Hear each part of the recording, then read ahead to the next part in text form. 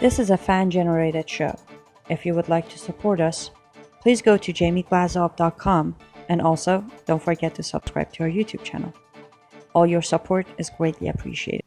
Good evening. Welcome to the Glazov Gang. Tonight, what really separated Shias from Sunnis. Our guest this evening, Armin Navabi, an ex-Muslim who is the founder of Atheist Republic. Armin, welcome back to the Glazov Gang. Thank you for having me. Thank you, Armin. You know, I tell all of our, encourage all of our Glazov Gang viewers to go to your Twitter, because I saw so many of these interesting issues that you're always bringing up on Twitter. Before we begin, can you tell our viewers, just in case they need to be reminded again later, where to follow you on Twitter? Oh, okay. So I'm at Armin Navabi, but if you just search for my name, you should be able to get a page that links to all my social media. And you could also follow Atheist Republic at the Atheist Republic. Fantastic. I wanted to get that out there just while our viewers have their full attention, because Armin, I'm always on your Twitter, and you're always bringing up really crucial issues. And I see you touching on this issue of the Shias and the Sunnis. So let's have a little bit of a historical background this evening. So many fascinating stories here, and very important for us to understand if we also want to understand the threat of Islam today and the split between the Sunnis and the Shias. How did this happen? We know that Muhammad died in 632. What happened, Armin? Well, some of it starts before he died. I think there's 4 or 5 different stages here, and the whole thing started before the whole schism started, before even Muhammad died, and it was within his family, and before it became such a divisive issue between the Islamic Empire. It was a family drama, and then it turned into a political drama, and then it became into a community completely splitting. And I don't know how much time you have, because there's so many different stories that go into each one of these sections. But the initial story starts when, on the day that Aisha, Muhammad's favorite wife, lost her necklace. And this was she was on a caravan, and they were returning, I think, from a battle where and the thing that they were carrying her, everybody was resting. She goes to, respond to the call of nature. And then when she comes back, she notices that her necklace is missing. And this is her favorite necklace because Muhammad had gifted it to her. So she goes back looking for it, but the people that were carrying the carriage or whatever, they don't notice that she's leaving, and she was so tiny and light that they don't notice that it's lighter, so they just leave. So when she comes back, she sees that the entire caravan has left. Sorry, Armin, can I just interrupt for 1 second? Armin, when you say that Aisha was tiny and light, in terms of Islamic texts, how old was she at that time? I'm not sure exactly how old was she at this time, but she was married to Muhammad when she was 6 years old, and they consummated the marriage when she was 9 years old. And I think at the time of Muhammad's death, I'm not sure, she was 18 or something. Okay. Yeah. I just wanted to make sure we've registered that. Go ahead. Yeah, and a lot of Muslims try to dispute that, but that's if you dispute that, you have to throw away all of Hadith, Sahih Bukhari, which is the fundamental source of most of Islamic, also Sahih Muslim, most of Islamic law and jurisprudence. If you throw that away, you're throwing away all of most of Islam away. So the fact that the ages, the numbers that I mentioned, was referred to many times in multiple parts of the Hadith. So this is undisputed. Anybody that tells you otherwise has to either claim to be a Quranist or has to throw away all of Hadith. Right. And so, Armin, so in other words, this is fascinating here, though, but the story of Aisha is in many ways connected to a Sunni-Shia split later, right? So go ahead. Aisha becomes influential in this issue multiple times in this story, and she basically started it. When she could have just ran and basically caught up with the caravan, but she thought that she's the wife of the prophet, and they have to just come and get her. So she just sits there, but nobody comes and gets her. In fact, there was another man on a camel that was far behind, and when he's catching up with the caravan, he just notices the wife of the prophet just sitting in the middle of the desert by herself, and he could not just leave her there. So he picks her up and puts her on the camel, and they catch up with everyone else. The problem is that obviously when you put her on a camel, you have your hands around her, and when they catch up with the caravan, they all look, and the scene is not good, because this is very embarrassing for another man to have his hands around the prophet's wife. And the rumors start that basically Aisha cheated on Muhammad and committed adultery. And this is very embarrassing to Muhammad. In fact, he stopped seeing Aisha for a very long time. The rumors are spreading. Muhammad is very upset about this whole situation. So he meets with his most trusted friends. And in this meeting, Abu Bakr and Ali are there.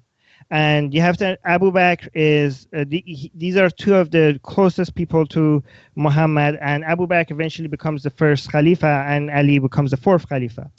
But in this meeting, Ali basically tells Muhammad that just divorce Aisha. You are the prophet of God. You can have any woman you want, and this is embarrassing. Just divorce her. And Abu Bakr is Aisha's father, and he's not pleased to hear this, and he gets very angry with Ali. And this is basically the moment where Ali and Abu Bakr become kind of enemies, right? At the end, Muhammad decides that he wants to keep Aisha because Aisha is his favorite wife. He does so conveniently a verse comes. This is a verse in the Quran that Aisha is innocent. In fact, Aisha mentions herself that she was surprised that a verse just came down specifically for her, which is very convenient, right? And in fact, this is the part in the Quran that says if you want to accuse somebody of adultery, you have to have 4 witnesses. And this is actually this is Muhammad's making sure that, and if you can't have 4 witnesses, you're going to get punished, right? So this is Muhammad's way of telling people to shut up, to making accusation about my wife. This is the part of Quran that later on becomes very problematic for many Muslim women around the world, because when somebody rapes them, they go report it, and they don't have 4 witnesses, and not only and now they don't get their rapists justice against the rapist, they actually get accused of adultery, and they get punished themselves. This is a very problematic verse in the Quran. Right. But this is the story behind it. But when Muhammad dies, Muhammad didn't have any sons. In fact, the only son he had a son, Ibrahim, that died. So just like Alexander, once he died, there's a problem of who's going to be his successor. And while Ali is washing his body and digging his grave, Abu Bakr and Omar and Osman get together, and they decide who the next Caliphate should be. So this is the difference between Shias and Sunnis. Shias are the people that think that Muhammad many times suggested that his successor is supposed to be Ali. Sunnis are the people that think that no, that gathering of Muslims together and electing Abu Bakr as the successor is the right way to do it. Ali is connected to Muhammad by blood. They don't want to have any kind of blood, that's not very Islamic to do that, right? But Abu Bakr gets elected. Ali gets. There's a very famous saying in the story of Muhammad when he on his last pilgrimage to Mecca, where he has many Muslims around, and he basically holds Ali's right hand, and he basically tells Shias claim that he's saying that he's my successor. Sunnis claim that he's just somebody I trust and like. Armin, I'm sorry to interrupt because we need 5 hours, but we only have a couple minutes left. Okay, so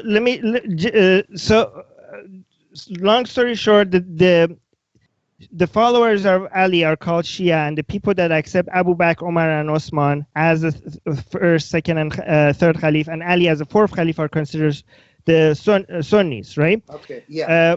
This divisive issue becomes huge when a Sunni leader kills Hussein, which is Ali's son. This is like really fast version, and Muhammad's grandchild. But the thing is that the division at first was not very much theological. It was just based on the disagreement of who's a successor. But this disagreement later on throughout the years turned into theological disagreements and the disagreements over even what Islam teaches, slowly and slowly. And then eventually it turned into a political difference and different fractions, and the Shias being the opposition to the mainstream Islam. But, and I could go for hours and going over. Right. So, Armin, I wish we had an hour. So just very quickly, and maybe one or two sentences. I know it's crazy to answer in one or two sentences these very complex issues, but look, why do, please briefly, why do Sunnis and Shias hate each other so much? Oh my God, I don't know how much time you have. Okay, so the short answer. Or does one side hate each other more? Like, do they hate each other equally, or is one faction more hateful? Oh my God, I don't know how to measure that. I could tell you the reason. I could tell you the main things that Shias. The main thing that Shias say about the Sunnis is that they lost half of Islam. Muhammad left two things for Muslim. One of them was the Quran, and the second thing was the Ahlul Bayt, the Muhammad's household, Muhammad's family as his successor. And the Sunnis missed half of that, so they're missing half of Islam. The Sunnis accuse Shias of the greatest sin of all in Islam, which is shirk, which is having partners to God. Because if you look at Shias, the Shias consider Ali, Fatima, Hassan, Hussein as divine, as holy. And according to Sunnis, there's only one thing divine in the world, and that is God, and that's Allah. So Shias could not be Muslim when they are having partners to God. Okay, now thank you, Armin, and thank you. I know it's very difficult to try to summarize this stuff in seconds. Now, Armin, when I've been debating with Muslims throughout the years, and they insist that Islam is a religion of peace, I ask them, if Islam is so peaceful, let's just forget about jihad even against unbelievers for a second. I ask them, why do Sunnis and Shias keep killing each other then? And I find that they balk at that. A lot of them haven't thought that through very well. When you were a Muslim, for instance, how did you think if your religion is so peaceful, how can it be peaceful if Sunnis and Shias are massacring each other over the centuries? Well, the explanation to that by Muslims is that Muslims are not good, God is good. Whatever fault you find in Muslims is the fault of the Muslims themselves, not a fault of Islam. That's their explanation. Whereas we see it the other way around. We see most Muslims as good and peaceful, but Islam by its very nature to be violent. And yeah, so we actually are, the way we see it is that most Muslims, just like most people, are good people. Most people are sympathetic. Most people are kind to each other. But Islam, by its very nature, is barbaric, and thankfully most Muslims ignore it. Could it be said, are Sunni and Shia, which one engages in jihad more violently or is more oppressive Sharia-wise, or is it equal? Well, you have to do it per capita, because the thing is that there are more Sunnis out there, so by its very by the laws of math, it's going to be coming more from Sunnis, right? A lot of Shias try to point out that most suicide bombers, most terrorists come from Sunni countries, and you don't have that much coming from Shia countries. But then again, depends on when in history you look at it. If you look at Iran as a Shia regime, it's a regime that funds a lot of terrorist activity, and also it has a more expansionist, imperialist attitude in the region. So, and you have Hezbollah, which is a terrorist group, which is a Shia terrorist group.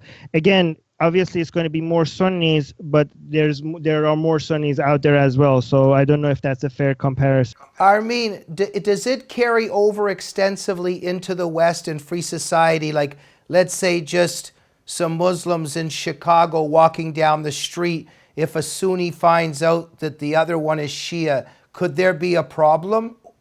It's less of a factor for two reasons. First, because when you are not in an Islamic country, you're more focused on your differences with other people around you. So you're more focused on the Islam factor rather than the Shia versus Sunni factor, right? And also, when you feel like you are a target, then you look for people with similarities, and right, whatever similarities there are is going to be highlighted more than the differences. Armin, very briefly, please. What do you conclude from this? Why is this a very serious and important issue, the Sunni-Shia split, in your view? Well, I mean, if you look at most of the death that is happening in the name of Islam, most of the people that are dying from Islam are not Christians, are not atheists, are not the Jews. Most people that die from Islam are Muslims.